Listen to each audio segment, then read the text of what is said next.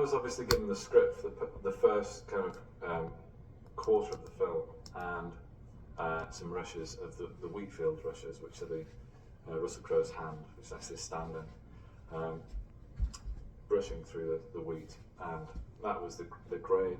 I knew that was going to be at the beginning of the film, so I had to conjure something up to bleed into that sequence or to cut into that sequence. So that was my guide, really.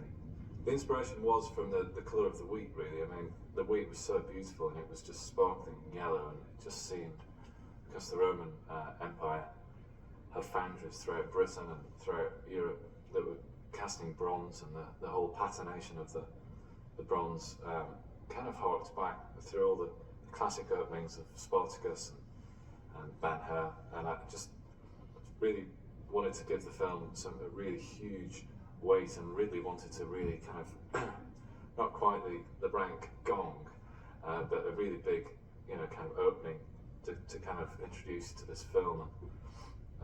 The bronze kind of seemed the way forward, really, in terms of colour and just the vibe that came off the metal.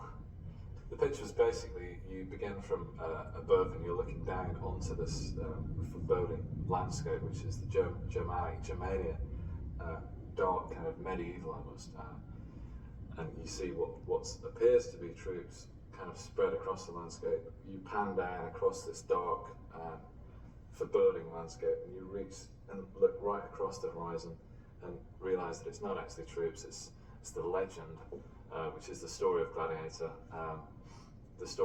just a little history of the Roman Empire up until that point, and you move across the legend from that point on.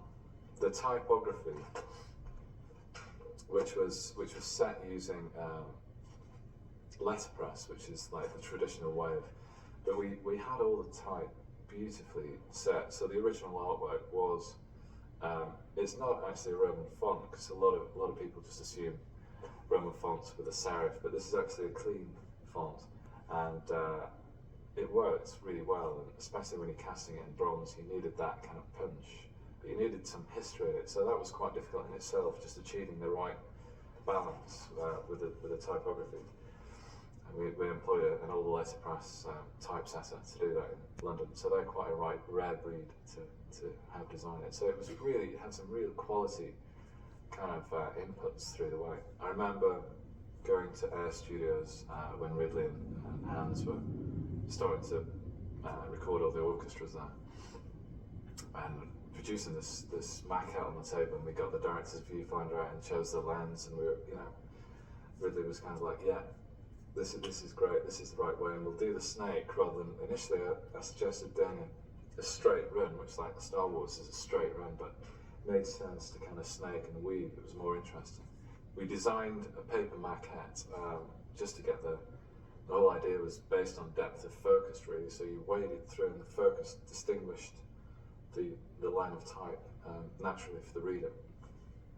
On a TV screen, this is fairly small, but on a cinema, you've got the type, which is huge, and it kind of works. This was to be done on a Super Cyclops down in Shepperton, so it's a pre-recorded move, so the camera just repeated itself over and over. We could scatter dust, we could have blowers to reveal the letters. It was a very complicated manoeuvre, one single shot which lasted about 2.5 minutes. The paper maquette was the guide, really, to make this thing out of bronze, and to make a bronze piece like that. We locked down the legend, the information, and got all the paragraphs working, and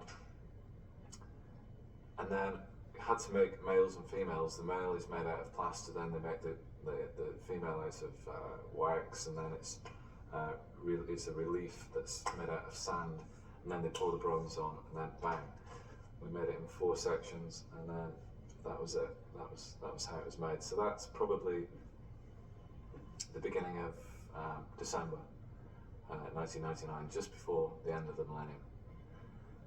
There was no editing involved, just finding the great takes. And I remember Ridley came in to review it in London on Boxing Day, 1999, and the first word he said was an expletive beginning with F, which was just an exclamation of like, great, you know, which was really relaxing at the time, and it all looked good. It all looked good at the time. The production moved back to LA to start mixing the sound. Pietro, there was a bit of tidying up with the title sequence. Pietro, the editor, he was great on it. He, you know, started weaving it into the film, cutting it into the, you know, doing the cross dissolve into the hand, and then we started talking to Hans and Lisa Gerard to score it, which was a very simple. Well, it's the opening that opens the film now, and it was great. It just built to this crescendo. It's very moody, and it just bled into the grass, into the wheat perfectly. Well, the film was.